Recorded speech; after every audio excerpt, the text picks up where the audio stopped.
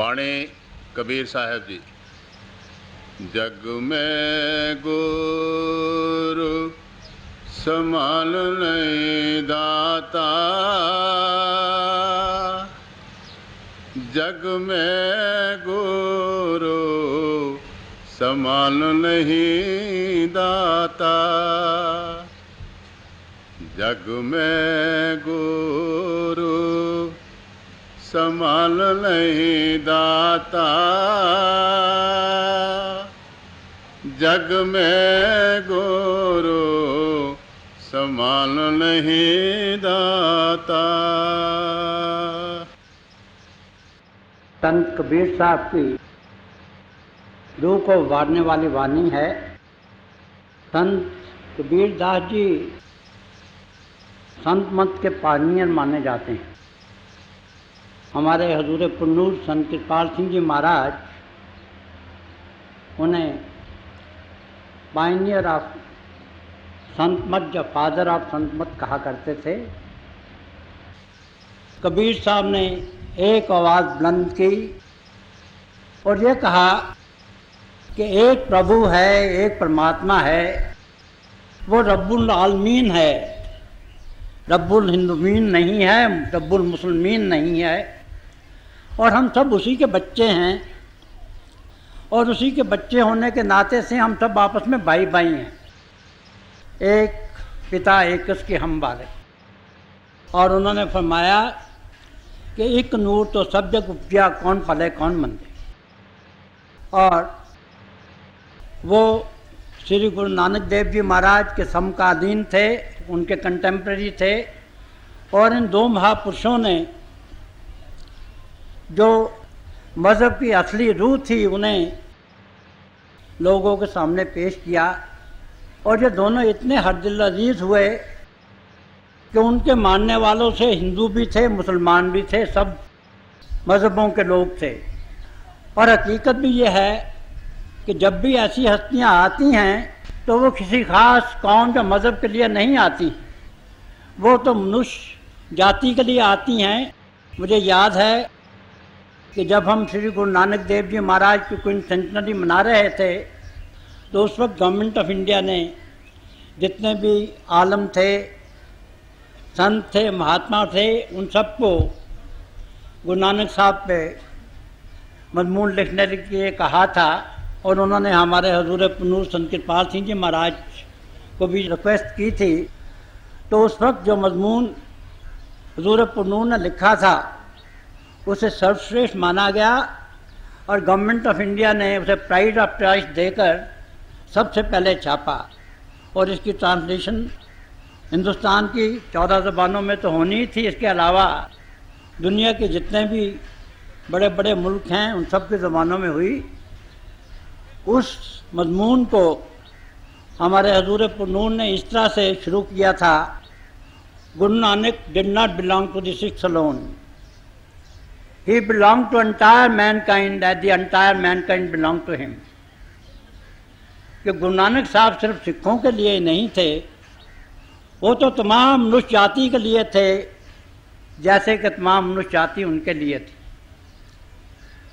और जब भी महापुरुष आते हैं वो यही तालीम देते हैं, वो विश्व प्रेम की तालीम नहीं देते, इससे आगे बढ़कर जितनी भी सृष्टि है उस सबसे प्रेम करने की तलकीन करते हैं।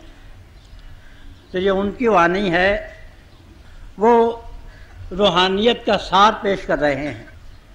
देखिए किस खूबसूरती से पेश कर रहे हैं और किन सादा अल्फाज में पेश कर रहे हैं। और यही कबीर साहब की वाणी की एक विशेषता भी है कि उन्होंने बड़ी सरल भाषा में, आम फहम ज़बान में रूहानियत का निचोड़ पेश किया है। अगर हम ये चाहें कि रूहानियत को एक लफ्ज़ में बयान करें तो वो लफ्ज़ है गुरु, वो लफ्ज़ है मुर्शिद, वो लफ्ज़ है मास्टर। और हम इटिमोलॉजी में जाएं तो ये जो गुरु का शब्द है ये संस्कृत शब्द गौरव से बना है, जिसके मानी हैं जो अंधेरे में प्रकाश है। और जब भी ऐसी हस्तियाँ आती हैं तो जैसा कि हमारे वेदों में कहा है, वो हमें अंधेरे से प्रकाश की तरफ ले जाती हैं, असत से सत्य की तरफ ले जाती। तो वो यही हकीकत बयान कर रहे हैं कि दुनिया में जितने भी बेनिफिक्टर हैं, जितने भी अपने आप को ये बताते हैं कि वो मनुष्य जाति की सेवा कर रहे हैं, जब मनुष्य जाति का कल्याण कर रहे हैं, उन सब में से अगर कोई सच्चा कल्याणकारी है तो वो है गुरु, क्योंकि वो सबसे बड़ी दात देता है। और इस शब्द में वो ये बता रहे हैं कि गुरु कौन होता है और वो हमें क्या नेमत देता है। जो गुरु होता है असल में वो जीता जाता परमात्मा होता है। यहाँ दो स्कूल्स ऑफ थॉट हैं। एक स्कूल ऑफ थॉट तो ये कहता है कि nobody has seen God in his absolute form and nobody will see him in that form, कि प्रभु को उसकी असली हालत में किसी ने नहीं देखा और कोई असली हालत में उसे देखेगा भी नहीं। और ये भी सत्य है। ये दोनों स्कूल ऑफ थॉट जो कहते हैं, इसमें हमें एपरेंट डिस्पैरिटी दिखाई देती है, पैराडॉक्स मालूम होता है, मगर दोनों की असलियत एक है। क्योंकि जो आखिरी मुकाम है जहाँ जाके हमारी आत्मा और परमात्मा का मिलाप होता है, वो तो लय होने का मुकाम है। तो वहाँ पहुंचकर कौन देखेगा और किसे? वहाँ जो महबूब होता है वहाँ वो तो आशिक बन जाता है, जो आशिक है महबूब बन जाता है। वहाँ जाके आत्मा और परमात्मा एकमिक हो जाते हैं। तो वो ऐसा मुकाम है कि जाके ये कहना कि आत्मा ने प्रभु को देख लिया है, ये भी मुश्किल है। मगर जो दूसरा स्कूल ऑफ थॉट है वो ये कहता है कि नानक का पातशाह दिसे ज़ाहिरा। और इसी तरह से क्राइस्ट ने कहा है बिहोल्ड द लॉर्ड। और एक सूफी ने कहा है कि मन खुदारा आशकारा दीदाम दर सूरते इंसान खुदारा दीदाम, कि मैंने प्रभु को ज़ाहिरा ज़हूर देखा है और इंसान के जामे में मैंने खुदा को देखा। और इसी तरह से बाकी सूफी भी इसी बात को अपने अपने अंदाज में कहते रहे हैं। जब शरीयत का दौरा होता है तो वो दबे अल्फाज में कहते हैं, जैसे एक सूफी ने कहा है कि बंदगान खुदा खुदा ना बाशिंद, लेकिन जो खुदा जुदा ना बाशिंद, कि जो बंदगान खुदा होते हैं वो खुदा तो नहीं होते हैं, लेकिन वो खुदा से जुदा भी नहीं होते हैं। तो ये बात तो एक है, कहने का जो अंदाज है वो जुदा गाना। तो इसी तरह से हजरत बुल्ले शाह ने कहा कि मौला आदमी बनाया, और हमारे पांचवी पातशाही ने कहा कि हरजो नाम पढ़ो रामदास, कि जो हरि का नाम है वही सतगुरु रामदास जी पढ़ गया। तो जब भी ऐसी हस्तियाँ आती हैं वो प्रभु रूप होती हैं, वो तो जिंदा जावेद खुदा होती हैं। और उनका एक ही मिशन होता है कि जो रूहें प्रभु से जब से ये संसार बना है जुदा हुई हैं और उसके फिराक में वो तड़प नहीं हैं, बिलक नहीं हैं, सिसक नहीं हैं, उन्हें वापस जाके प्रभु से मिला दे। और महापुरुष हमें यही बताते चले आए हैं कि ये जो इंसानी जन्म है ये सबसे ऊंचा जन्म है। इसे हम नर नारायणी देह कहते हैं, इसे हम अशरफुल मखलूकात कहते हैं, इसे हम crown and roof of creation कहते हैं। बात एक ही है, क्योंकि इसी जन्म में हमारी आत्मा का और परमात्मा का मिलाप होता है, और किसी जन्म में ये नेमत हमें नसीब नहीं हो सकती है। और हमारे ग्रंथों में यहाँ तक आया है कि जब इंसान को पैदा किया गया तो फरिश्तों को भी यह हुक्म सादर हुआ तो इंसान को सजदा करें। क्योंकि अगर फरिश्तों को, देवी देवताओं को भी ये मकसूद हो कि वो प्रभु से मिल जाएं, प्रभु से एकमिक हो जाएं, तो उन्हें भी इंसान का चोला धारण करना पड़ता है। और संत महात्मा हमेशा हमें यही तालीम देते हैं कि ये जो हमें मनुष्य जीवन मिला है, इससे सबसे बड़ा देय यही है कि हम अपने आप को जानें और प्रभु को पाएं, खुद शनासी और खुदा शनासी, the self knowledge and God realisation. और यही सिर्फ हमें तालीम ही नहीं देते हैं, क्योंकि उन्होंने खुद mystery of life and death को हल किया होता है, वो हमें इस mystery of life and death को हल करने में मददगार भी होते हैं। और सबसे बड़ा वो कर्म ये करते हैं कि खुद जो प्रभु के चाहने वाले हैं उन्हें अपने कदमों में बुलाते हैं। ये मिस्टिसिज्म का एक बेसिक प्रिंसिपल है कि इश्क अव्वल दर दिल माशूक पैदा मिशवद, love always emanates from the heart of the beloved.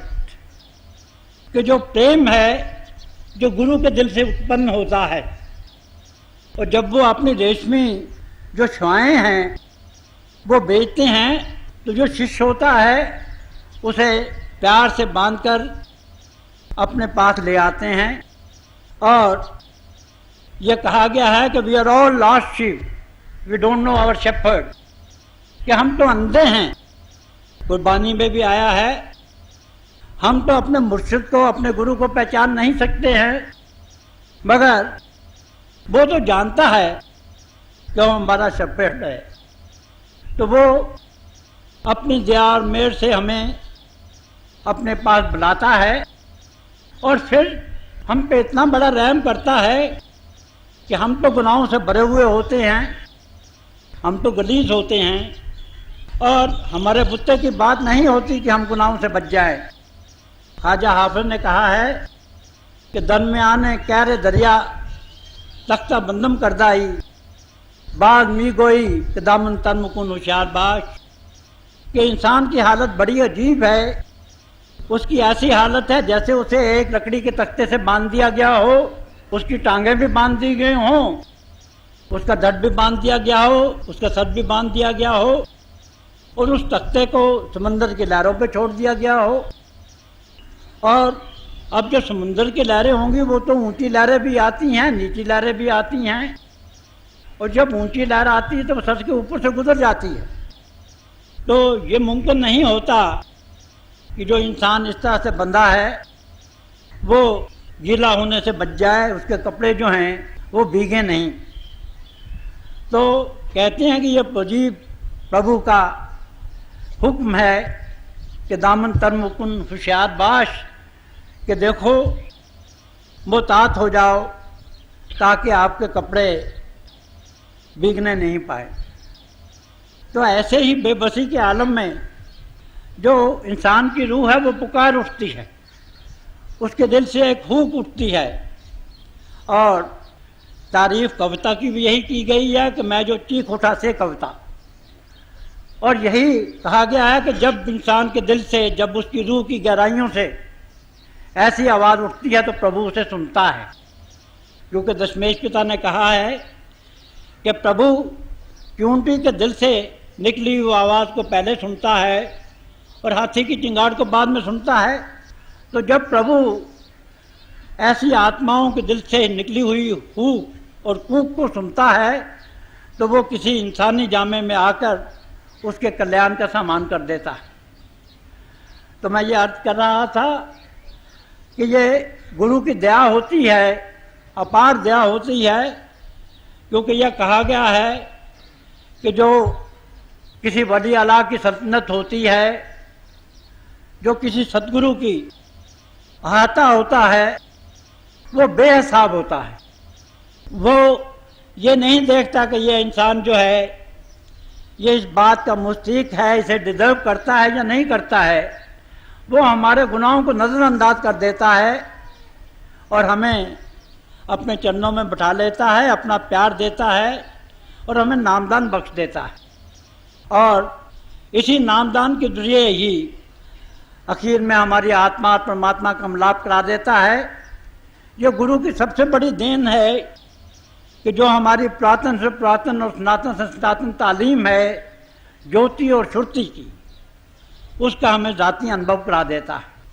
यह बताया गया है इस सृष्टि के आगाज के मुतल्लिक के पहले प्रभु प्रेम था और वो अकेला था, वो महाचेतनता का समंदर था।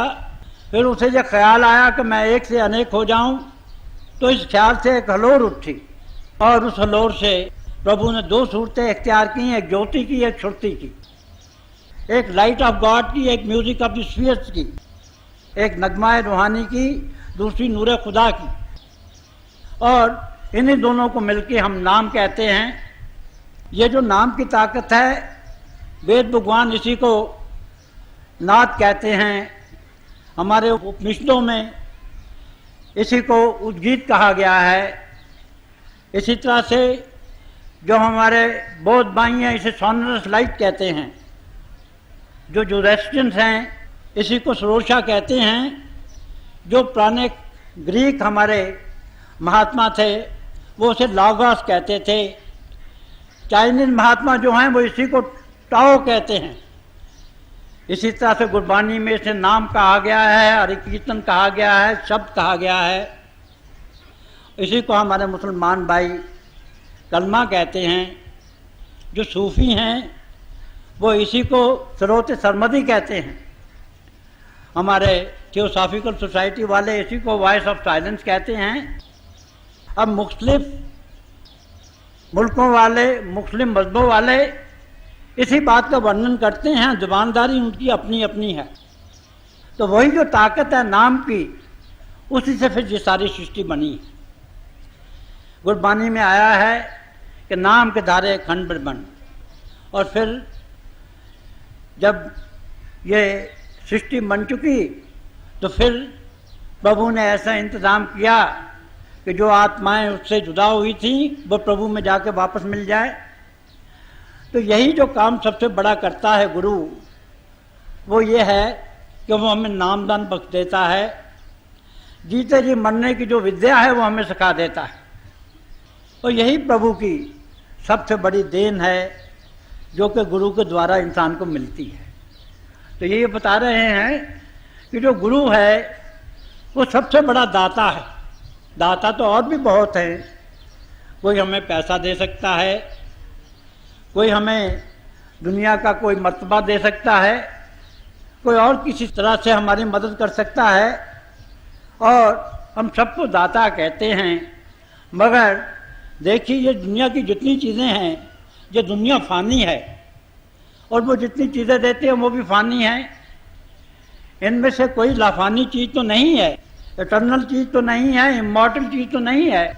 हम दुनिया में गर्व करते हैं अपने मित्रों पे, अपने रिश्तेदारों पे, अपनी धन दौलत का, इससे अलावा अपनी कुर्सी का, और फिर अपने नेम एंड फेम का। मगर हमने अक्सर देखा है कि जब तक जो किस्मत है वो हमारा साथ देती है, जो हमारे दोस्त हैं, मित्र हैं, हमारे इर्द गिर्द मस्ताना वार घूमते हैं, कहते हैं कि अगर आपका पसीना टपका तो हम अपना लव टपका देंगे। मगर जब देम लक, जब किस्मत अपनी नज़रें फेर लेती है तो हमारे दुनिया के जो दोस्त हैं वो भी अपनी नज़रें चुराना शुरू कर देते हैं। इसी तरह से जो धन है, दौलत है, हम जो समझते हैं कि ये अरे हमेशा रहने वाली चीज़ें हैं, मगर हमने देखा है जब हम कुर्सी पे होते हैं तो हम ये समझते हैं कि we are the arbiter of the destiny of others, तो हम दूसरों का मुकद्दर बनाने वाले हैं। मगर कुर्सी हमेशा के लिए नहीं रहती, कुछ देर के बाद कुर्सी छिन जाती है। मुझे याद है कि जब मैं पढ़ा करता था तो एक नज़्म थी हमारी किताब में, पैट्रियट, उसमें एक पॉलिटिशियन के लाइफ के दो रुख पेश किए गए थे। पहला रुख जो था कि जब वो बरसरे इक़्तिदार था, प्राइम मिनिस्टर था, जिस तरफ जाते थे रेड कार्पेट बिछ जाते थे, जिधर जाता था उस पर फूलों की वर्षा होती थी। उसके रास्ते में लोग ये कहते थे कि हम आंखें बचाए हुए हैं, दिल बचाए हुए हैं। मगर उसका दूसरा रुख पेश किया गया है कुछ साल के बाद कि जब वो अपनी कुर्सी से उतर चुका है, अब वो उसी रास्ते से जा रहा है, ना कहीं रेड कारपेट है, ना कोई उसके जो चापलूस बात थे वो उसके इर्द गिर्द हैं। अब लोग हर तरफ से उस पर ताने कस रहे हैं, उसको क्रिटिसाइज कर रहे हैं, और जहाँ उसे फूलों सी बरसा से सच से पांव तक डाम दिया जाता था, उसकी जगह से कुछ आदमी उसे पत्थर भी मार रहे हैं। और यही हालत है हमारे नेम एंड फेम। बारहा ये देखा गया है कि वो लोग जो कि अपनी नामवरी के लिहाज से बहुत मशहूर होते हैं, जब इग्नोमिनी का पीरियड आता है तो वही लोग अपने मुंह को छुपाते हैं। फोटोग्राफर उनकी फ़ोटो लेना चाहते हैं तो अपने चेहरे को वो रुमाल से ढांप लेते हैं। तो ये जो दुनिया है ये सारी फ़ानी है, और ये जो हकीकत है ये हम पे वाज़ा नहीं होती है। हम तो समझते हैं कि ये जो दुनिया है ये सच है, हम ये समझते हैं कि ये जो जीना है हमारा दायरा ये सच है, और मरना जो है वो झूठ है। मगर गुरबानी ये कहती है कि जैसे हम आम तौर पे इंसान जीते हैं ये झूठ है और मरना सच है, क्योंकि हर इंसान ने एक ना एक दिन अपना जिस्म छोड़ना है। यहाँ तक कि जब यहाँ ऋषि मुनि आते हैं तो वो भी अपने जिस्म को खैरबाद क्या देते हैं, और जब हम किसी महात्मा के चरणों में पहुँचते हैं तो वो हमें जिस्म और जिस्मानियत से ऊपर ले आता है और जीते जी मरने की विद्या हमें सिखाता है। क्योंकि यही जो जीते जी मरने की विद्या है असली में यही जाविदा होने की विद्या है। इसी से हम हमेशा के लिए जाविदानी बन सकते हैं, लाफानी बन सकते हैं, अमर हो सकते हैं, इमॉर्टल बन सकते हैं।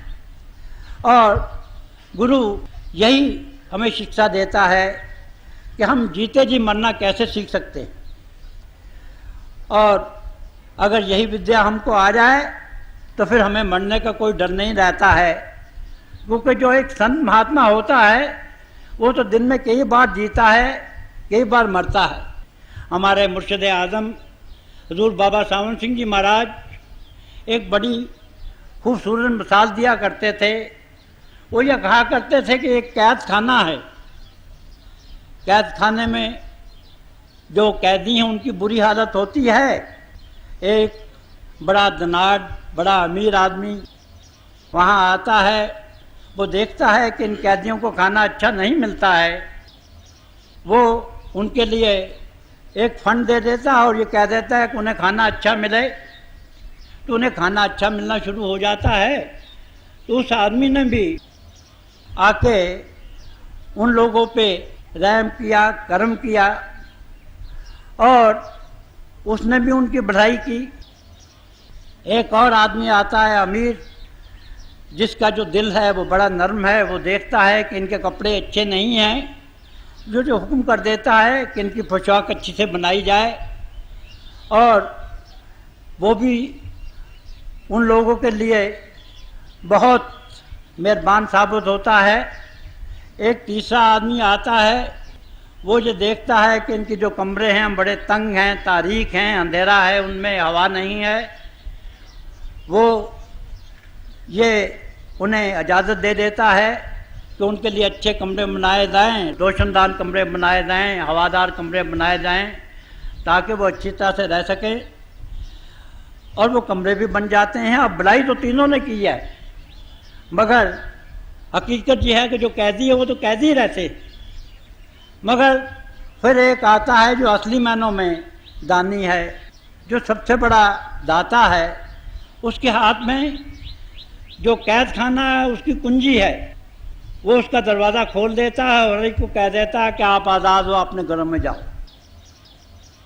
तो यही जो काम है, दुनिया के हमारे जितने भी दाता हैं वो तो हमें जो भी दौलत देते हैं वो वही देती हैं कि जो फना होने वाली है। क्योंकि ये गुरबानी में आया है कि अगर आखिरी वक्त इंसान के साथ कोई चीज़ जाती है तो वो सिर्फ एक तो नाम की दौलत जाती है और एक प्रभु जाता है। और जो प्रभु है वही नाम की दौलत की शक्ल में उसके साथ जाता है। तो यही दौलत जो है जब भी संत आते हैं हमें देते हैं कि जो 84 लाख जिया जो उनका कैद खाना है वो इसे बचा लेते हैं और हमारी आत्मा और परमात्मा का मिलाप कर देते हैं। तो यही उनकी सबसे बड़ी बख्शिश है, यही उनका सबसे बड़ा मिशन होता है।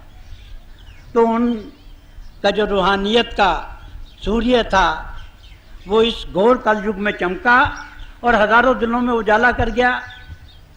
और उन्होंने पापी देखा न पुण्य, आस्तिक न नास्तिक, इंडियन न अफ्रीकन, गोरा न काला, हिंदू न मुसलमान, सिख न ईसाई, जो भी उनके चरणों में पहुंचा उन्होंने उसे अपनी रहमत के दामन में लपेट लिया और फिर उसे ज्योति और श्रुति का जाति अनुभव करा के जीते जी मरने की विद्या सिखा दी, जिसको जिस्मानियत से ऊपर ले आए और अंत में जाकर रूहानी मंडलों में से उसे गुजारा।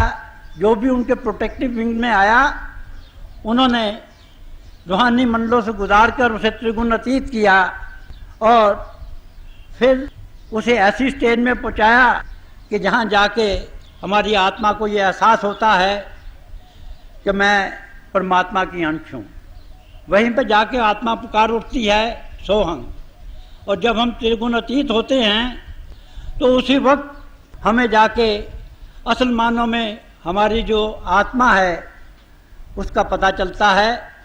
और ये कहा जाता है कि जब हम त्रिगुण अतीत होते हैं तो असली जो है अमृतसर वहीं है, असली जो मानसरोवर है वो भी वहीं है, fountain of head of water of life भी वहीं है, वही सरचश्मा एक कौशल भी है। और ये जो बाहर का अमृतसर है ये तो चौथी पातशाही और पांचवी पातशाही ने बनाया था, मगर अमृतसर का जो शब्द है जो श्री गुरु नानक देव जी महाराज की वाणी में भी आता है, तो ये तो बहुत पहले की बात है। तो जब हम उस मानसरोवर से अमृत पीते हैं तो हमें जो पता चलता है कि हम प्रभु की अंश है। और फिर ये हमारी आत्मा जो है ये कोशिश करती है कि वो प्रभु में लीन हो जाए और वहाँ से वो जब तरक्की करती है तो वो पहले जाके अपने गुरु में लीन होती है और मिस्टिसिज्म की उस स्टेज को पहुँचती है कि जिसे वो फिनाफुल शाह की स्टेज कहते हैं। उसी स्टेज पे जाके कबीर साहब ने कहा है कि गुरु गोविंद दोनों खड़े किसके लागू पाए, बलिहारी गुरु आपने जिस गोविंद दिया मन। और फिर गुरु की दया से जो आगे की स्टेजेस हैं उनमें से भी आत्मा सफ़र करती हुई अपने निजगढ़ सचखंड में पहुंचती है और फिर जाके प्रभु में लीन हो जाती है। ये वो आखिरी मंजिल है कि जहां आत्मा और परमात्मा का मिलाप होता है। इस मंजिल को जो सूफी हैं वो फनाफिल्ला की स्टेज कहते हैं और वहाँ जाके हमें हमेशा के लिए खुशी, हमेशा के लिए सरशारी, हमेशा के लिए सरमस्ती मिलती है और हमेशा के लिए हमें मुक्ति मिल जाती है। 84 लाख जिया जून का चक्र जो है ये ख़त्म हो जाता है। तो यही दौलत हमारे मुर्शिद आज़म हजूर बाबा सावन सिंह जी महाराज ने हमें दी। उनके जीवन से हम बहुत सबक सीखते हैं। उन्होंने हमें सबसे प्यार करना सिखाया है और वो तकदीर बांटने वाले थे। मैंने एक शेर कहा था कि खुदा के इश्क की तनवीर बांटता है यही, खुदा के इश्क की तनवीर बांटता है यही, और कदम को थाम लो तकदीर बांटता है यही। और एक दफ़ा मैंने उनके सत्संग के मुतल्लिक़ ये कहा था कि आके इस महफिल में दम भर झूम लेना चाहिए, आके इस महफिल में दम भर झूम लेना चाहिए और ऐसे रहबर के कदम को चूम लेना चाहिए।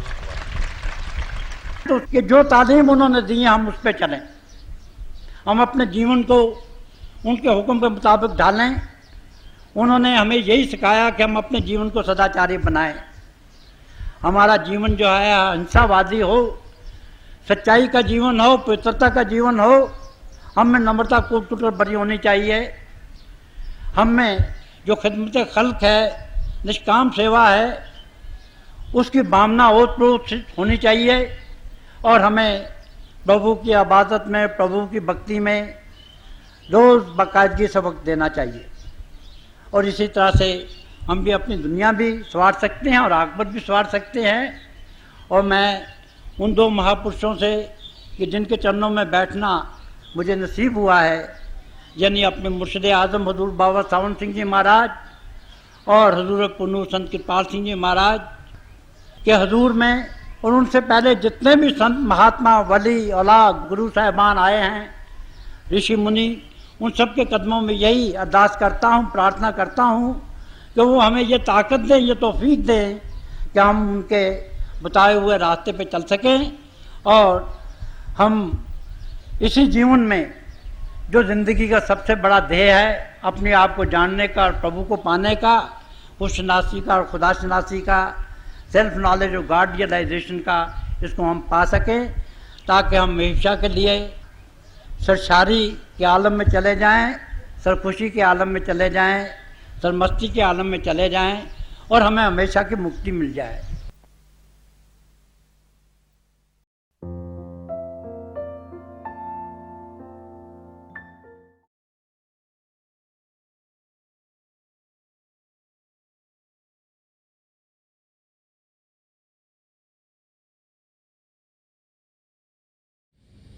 प्यारे भाई और बहनों, हम सब अभी दयालपुर संत दर्शन सिंह जी महाराज का सत्संग सुन रहे थे। ये हमारी खुशकिस्मती है कि ऐसे महापुरुषों के वचन हमें सुनने को मिलते हैं। बार संत दर्शन सिंह जी महाराज में यही याद कराया करते थे कि प्रभु प्रेम से भरपूर हैं और प्रभु को पाने का रास्ता भी प्रेम का रास्ता है। प्रभु का प्रेम हम सबके अंदर बसा हुआ है। जब हमारा नज़रिया बदलता है, जब हम बाहर की दुनिया से ध्यान हटाकर अंदर की दुनिया में बढ़ते हैं, तो फिर हम प्रभु के प्रेम की झलक को पा लेते हैं। और जितना ज़्यादा ध्यान अंदर की दुनिया में करेंगे, उतना ही प्रभु के प्रेम के रंग में हम रंगे जाएंगे। थोड़ी देर के लिए आप सब अभ्यास के लिए बैठ जाएं। मेरी पिता परमेश्वर के चरण कमलों में और जो पिछले संचय के महापुरुषों हैं, हजूर बाबा सावन सिंह जी महाराज, परम संत कृपाल सिंह जी महाराज और दयालपुर संत दर्शन सिंह जी महाराज के चरण कमलों में यही प्रार्थना है कि जो जो हम सबके लिए बेहतर हो वही हमारी ज़िंदगी में ढले। हम प्रभु के शब्द के साथ जुड़ें और प्रभु की ज्योति को हम अपने अंदर तेज़ी से पाएं। थोड़ी देर में मैं आपको इस अभ्यास से उठाऊँगा और मेरी शुभकामनाएं आप सबके साथ हैं।